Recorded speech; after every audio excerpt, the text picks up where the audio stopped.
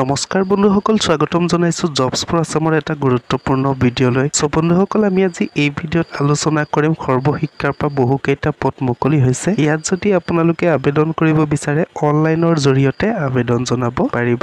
ইয়াত বন্ধুসকল আপোনালোকে মেল কেণ্ডিডেটেহে ইয়াত আবেদন জনাব পাৰিব। ইয়াত যদি আবেদন কৰিব বিচাৰে ইয়াত অনলাইন ষ্টাৰ্টিং ডেট হৈছে 29 জুন 2024 তাৰিখ। লগতে বন্ধুসকল ইয়াৰ লাষ্ট ডেট হৈছে 12 জুলাই 2024 তাৰিখৰ পৰ্যন্তলৈকে অনলাইন জৰিয়তে আবেদন জনাব পাৰিব। কন্টেক্সুৱেল বেচিছত 11 মাহৰ কাৰণে এই পোষ্টখিনিত নিযুক্তি দিয়া থাকিব।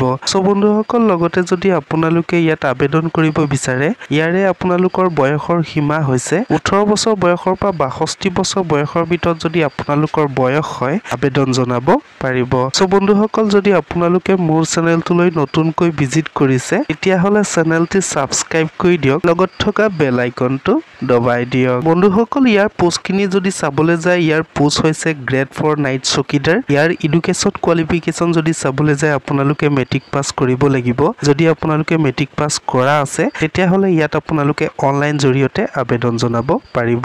লগতে বন্ধুসকল, ইয়াৰ যদি প্ৰতি মাহৰ দৰমহা যদি চাবলৈ যায় 12,000 পৰা 37,500 টকা পৰ্যন্তলৈকে আপোনালোকৰ প্ৰতি মাহৰ দৰমহা হ'ব। লগতে বন্ধুসকল, ইয়াত আপোনালোকৰ 3,900 টকা গ্ৰেড পে থাকিব। সো বন্ধুসকল, ইয়াত আপোনালোকৰ টোটেল ভেকেন্সি এটা আছে। ইয়াত যদি আপোনালোকৰ পোষ্টিং প্লেচ যদি চাবলৈ যায় আপোনালোকৰ ষ্টেট মিছন অফিচত আপোনালোকৰ নিযুক্তি দিয়া থাকিব। সো বন্ধুসকল, ইয়াত যদি আবেদন কৰিব বিচাৰে কেনেদৰে আবেদন কৰিব পাৰিব। বন্ধুসকল, আবেদন কৰিবলৈ আপোনালোকৰ মোবাইলৰ ক্ৰম ব্ৰাউজাৰ ওপেন কৰিব লাগিব। ওপেন কৰি সাৰ্চ কৰিব লাগিব ssa.assam.gov.in সাৰ্চ কৰি আপোনালোকে অনলাইন ষ্টাৰ্টিং কৰিব পাৰিব। সো বন্ধুসকল, যদি আপোনালোকে অফিচিয়েল নটিফিকেশ্যনখন যদি চাব বিচাৰে মোৰ ভিডিঅ' ডিছক্ৰিপশ্যনত লিংক দিয়া আছে, তাত গৈ আপোনালোকে অফিচিয়েল নটিফিকেশ্যনখন চাব পাৰিব। লগতে বন্ধুসকল, যদি আপোনালোকক ইণ্টাৰভিউৰ কাৰণে শ্বৰ্ট লিষ্টেড হয় একজেক্ট ডেট এণ্ড টাইম ইণ্টাৰভিউৰ এডমিট কাৰ্ডত দিয়া থাকিব, সেইমতে আপোনালোকে ইণ্টাৰভিউত বহিব লাগিব। সো বন্ধুসকল, আজিৰ ভিডিঅ'টি ইমানখিনিয়ে। মই আপোনালোকক ইনফৰমেশ্যনখিনি দিলোঁ। যদি ভিডিঅ'টো চাই ভাল লাগিলে প্লিজ লাইক কৰি দিয়ক, শ্বেয়াৰ কৰি দিয়ক।